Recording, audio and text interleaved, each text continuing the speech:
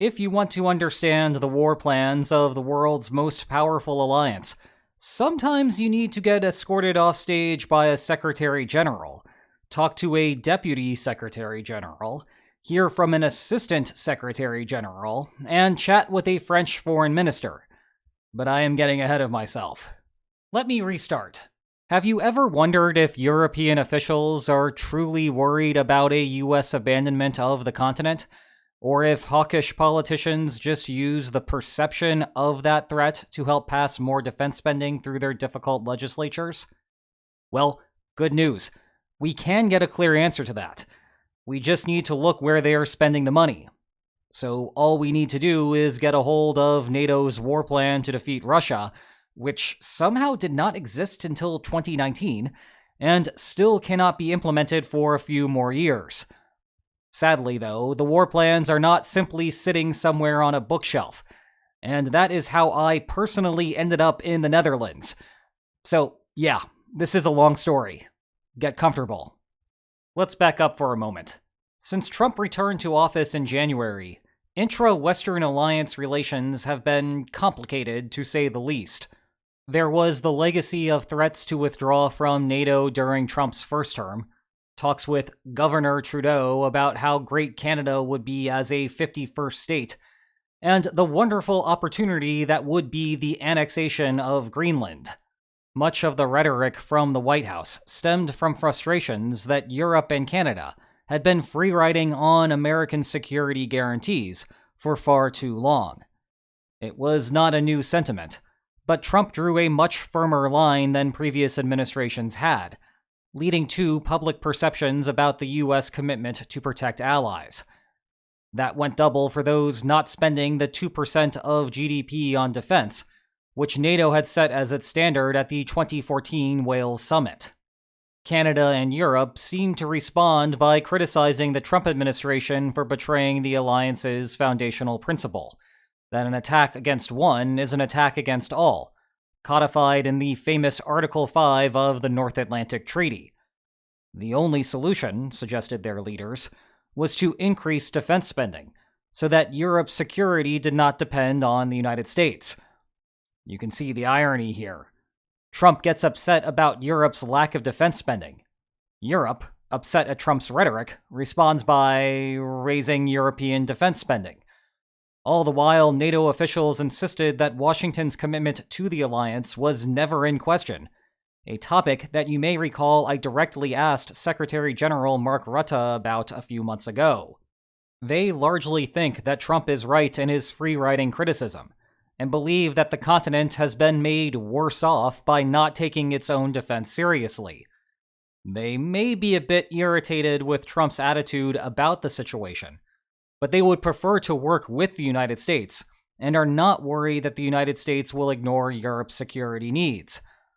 In fact, a skeptic might tell you that this is all one elaborate political power play by European hawks, who have wanted to increase defense spending for more than a decade. This is now finally their chance to do so. And there are plenty of such individuals. The problem is that military spending, surprise, costs money, and convincing voters to increase taxes or decrease social spending is not easy. However, voters in Europe and Canada absolutely hate Trump.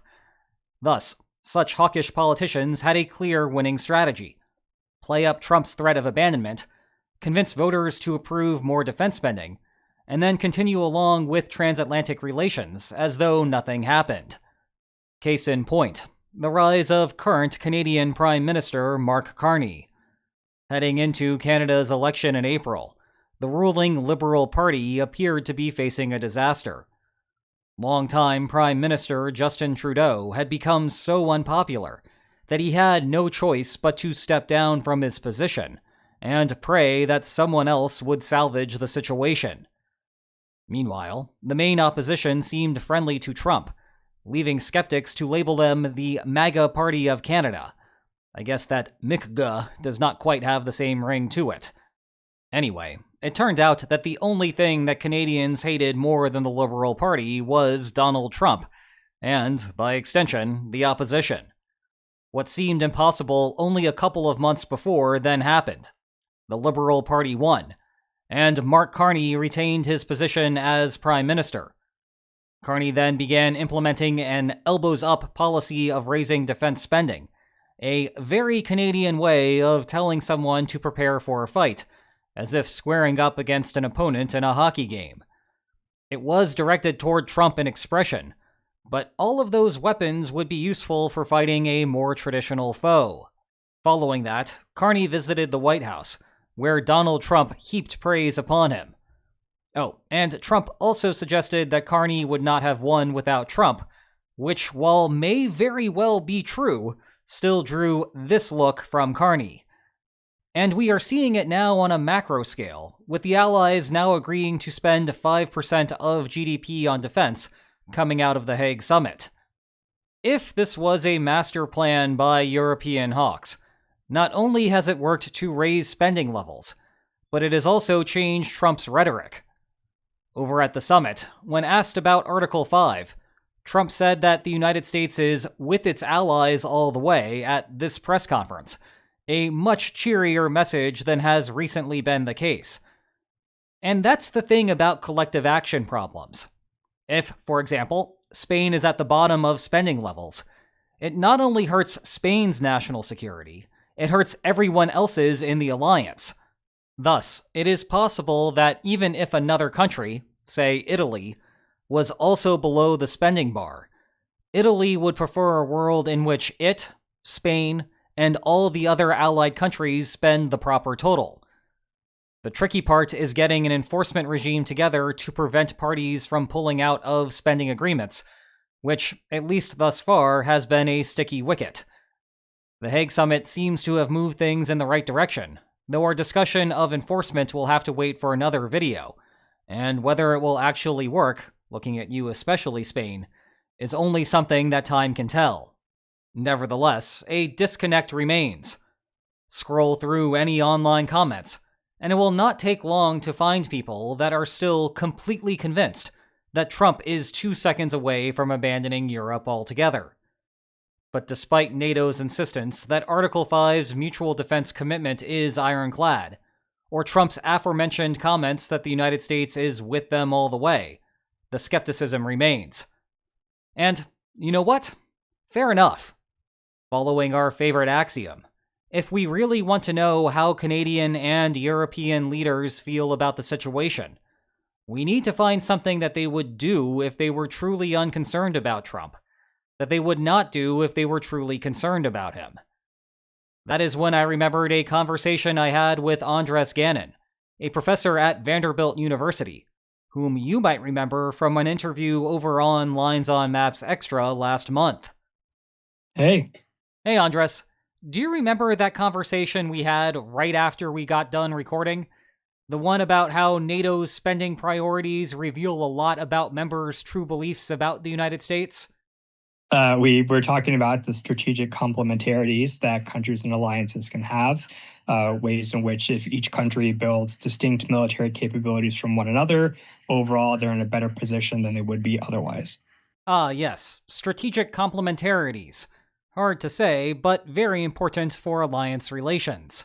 This is the idea that NATO countries try to avoid duplicating effort. Rather, they focus on military production that enhances the systems that others own. For example, you might have Germany obsess over tank production. Meanwhile, you can get Estonia obsessed with building infrastructure that can handle tanks driving west to east. The more tanks that Germany has, the more attractive it is for Estonia to build bridges. The more bridges that Estonia has, the more attractive it is for Germany to build tanks. Combine that together with how some countries are just better at building certain things, and you get what Rutte describes as a more lethal alliance. It is a classic win-win. But Andres, I think you had an even more insightful point. You were saying that this strategy requires some level of trust. If Europe does not trust the United States, it would begin investing in redundant capabilities. So it would be bad news, for example, to discover that France was building aircraft carriers given the US fleet. Yes, there'd be a redundant capability with what the United States has. It'd be better if France was providing some sort of medium airlift capacity to get across the European continent. Then what you're telling me is that if we want to know what European leaders are actually thinking, what we really need is to see NATO's war plans? We need to look at the war plans. Well, that can't be too difficult. All I have to do is get in touch with an old friend. Dear Secretary General, could you please send me your war plans? Warmest regards, William Spaniel. Surely I will hear right back.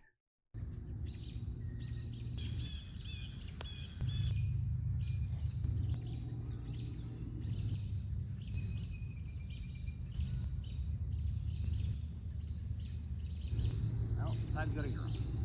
So I got on a flight to Amsterdam, then jumped on a train, and after a good amount of classic Dutch countryside, I arrived at The Hague, the seat of the government of the Netherlands, and the site of this year's NATO summit. That is when the real detective work began. The summit generated a ton of headlines about increases in Allied defense spending, but also a ton of question marks about where that money was actually going. Well, I got a big hint from François-Marie Goujon, NATO's Assistant Secretary General for Defense Policy and Planning. He said that the new spending targets actually have a much longer historical legacy, and one that I am oh so happy to dive into. Remember that 5% number? 1.5 percentage points are for defense-related expenses, which are not important for us right now. 3.5 percentage points are for core defense, or what you might think of as the men and metal needed to defeat Russia. Tanks, planes, artillery, and so forth. And I do not mean that in the sense that more soldiers and more weapons put NATO in a better position in case the Kremlin invades. No, I mean that is actually what NATO's military planners think that they need. As in, they sat down and figured this out. Rewind to 2019. As hard as it may be to believe, NATO did not have a defense plan against Russia had war broken out then. Now, the situation was not that egregious. At the time, NATO was a collection of 28 militaries and Iceland. Sorry, but I have to do that for accuracy's sake. The organization itself owns basically no hardware. The United States, United Kingdom, France, and so forth were free to have their own individualized war plans, and undoubtedly they did. Moreover, for a good chunk of the modern period, a collective war plan seemed unnecessary. The Cold War was over, and the West had won. In the meantime, the plans to fight the Soviet Union had been rendered irrelevant. Not only did the dissolution of the Eastern Bloc mean that NATO no longer had to worry about communist troops storming in from East Germany or Poland, a whole bunch of that bloc was literally now a part of NATO. What's more, for a long period after September 2001, the security focus was on unconventional threats, mostly coming out of the Middle East, and certainly not out of Eastern Europe. Russia was actually a partner for a lot of that, with the Kremlin wanting to draw a connection between US efforts in Afghanistan and Russian efforts in Chechnya. After 2014, though, and Russia's annexation of Crimea, it became clear that NATO needed to return to its counter-Moscow roots, so to speak. And while I cannot explain why there was a 5-year delay, eventually 2019 produced a proper NATO defense plan, one that was not a loosely federated defense of Europe, but rather one that is a comprehensive battle plan, designed to exploit all of the alliance's strengths. One slight problem: the alliance did not actually have the materiel to pull it off. It was a phantom plan. Now, that did not mean that Europe was in imminent danger of defeat at the hands of Russia. Rather, the goal was to deter an invasion in the first place. But such a goal is a mixed bag. On one hand, the alliance may have felt that it could beat back Russia despite the lack of forethought. However, given Moscow's predilections that would be on full display in February 2022, perhaps NATO needed to go a bit over the top to guarantee its members' safety. Fast forward to 2025. Behind the scenes, the new Secretary General, Mark Rutte, dusted off the 2019 battle plans. There was much to do to update them. Tons of lessons coming out of Ukraine, from drones to new battlefield medicine. Then there was the knowledge that Kyiv would be a major partner in the event of a war, regardless of Ukraine's membership status. Plus there were 3 new members, never mind a huge new border to defend. That takes us back to the 3.5% of GDP target for core defense spending. Again, it was not a number pulled out of thin air. Rather, they added up all of the costs of the war plan. Then, they converted that to a percentage of GDP, which, if spent, would generate what they needed. That is how we got to 3.5%. Backing out the numbers here, with a total GDP of about $57 trillion, NATO collectively needs to spend about $2 trillion per year to handle the problem. Great. All I have to do now is see how that money is getting spent, and we can get the information that we need about US reliability, or at least European perceptions thereof. Ah, Dear William, that is classified. Regards, Secretary General Mark Rutte. P.S. My pleats are better than yours, and your viewers agree. Well, that just hurts, on many levels. But no matter. I need to stay focused, because I still have a mission to accomplish here. Now, it is not surprising that parts of the war plan are classified. For example, if NATO could counterattack to the north or to the south, then you would want to keep that information secret until the attack was underway. It might be more surprising to hear that the construction choices are also classified, and not just for super secret new projects that no one knows about at all. Even something as simple as how many tanks Germany needs to produce remains classified, even though soon enough those orders will be placed, and the whole world will soon find out. The problem is that this information would reveal to Russia what NATO's weaknesses are in the meantime. And call me an armchair general, but revealing that information seems like a bad idea. The good news is that we do not need to know the full war plan or shopping list of items. We just need to know some generalities about the categories of purchases. As a starting point, it is telling that the origin of the 3.5% comes from the year 2019. Yes, that was still a Trump era. However, Trump's calls for a US withdrawal from NATO came at the beginning of his presidency, and you might say that the first half of his first term was a learning experience. He came in as a political outsider who did not really understand the benefits that the United States enjoyed as being a part of NATO. Call it the education of Donald Trump. The back half of his first term shifted the rhetoric from withdrawal to more of a laser focus on increased defense spending and fulfillment of the pledge made in Wales. The point is, this was not the era of rampant concern that the United States was going to abandon Europe, in the way that sentiment is now common in 2025. That, in turn, suggests that the basis of the spending plan presupposes an American commitment. But that is a lot of hypotheticals, and at some point, you just have to ask. Unfortunately, my time with the Secretary General devolved into a brief discussion of hockey sticks. But that's a story for another video. Fortunately, I did have more time with Deputy Secretary General Radmila Shekarinska. You may have listened to the full interview already, but I asked her directly whether the new spending was focused on exploiting NATO's comparative advantages or otherwise. She told me, each ally has received a specific set of capabilities, usually in areas where they are stronger, better. You know, we need a quantum leap, but we need a rational quantum leap. But of course, they will have to do more than they're used to. So there is a bit of an additional effort expected of everyone. Upon re-listening to the interview, I was not sure about the part at the end where she said that the allies had to do more. That could be interpreted as spend significantly more on their comparative advantages, or do more beyond what their comparative advantages are. I therefore asked a NATO official for clarification, and was told that it meant the former. However, that was just one perspective. Trying to leave no stone unturned, it seemed like a good idea to hear from an ally rather than the organization. Looking around the flagpoles, there are a lot of options to choose from. But perhaps the best barometer here would be France. You may recall that France is the only country to ever withdraw from NATO's Integrated Military Command, which prompted a move of the NATO headquarters, at the time the bright buildings seen here in the foreground, to Brussels. And while France eventually returned to the Integrated Military Command in 2009, if any country was going to raise a serious issue about the current direction of the United States, it would be France. Well, I had a moment with Jean-Noël Barrot, the French foreign minister, and a PhD in economics.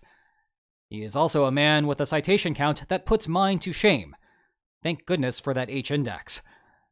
Anyway, I asked him the hard question about NATO's spending priorities. Will it be comparative advantages or European independence? Well, I think a little bit of both, actually. I think we need to further enhance our complementarities. France, the UK, the US are nations that have a nuclear deterrence capacity that contributes to the security of all members of the alliance. And so in a moment when all the members of the alliance are going to raise their defense spending, they also need to take into account the existence of this deterrence capacity to sort of better design or best design their own procurement and their own decisions in the field of conventional defense.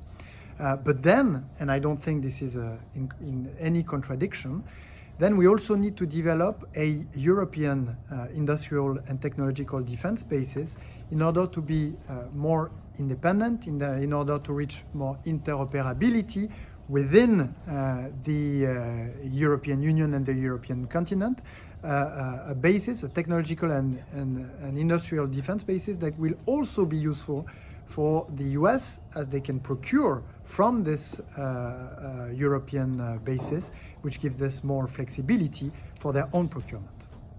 Now, that might sound like it has the hint of a fracture, but it is worth putting this in the context of where NATO actually sees the dangers in the world today. Given its historical legacy and the geographic position of all but 3 of its members, Russia will always receive the disproportionate focus. That goes double at a time when it is currently at war in Ukraine. At the same time, though, NATO recognizes where Russia is on the hierarchy of global threats. Take it away, Secretary General. And we also know that there is a risk that if the Chinese would try anything with Taiwan, that no doubt he will call his junior partner, Mr. Putin,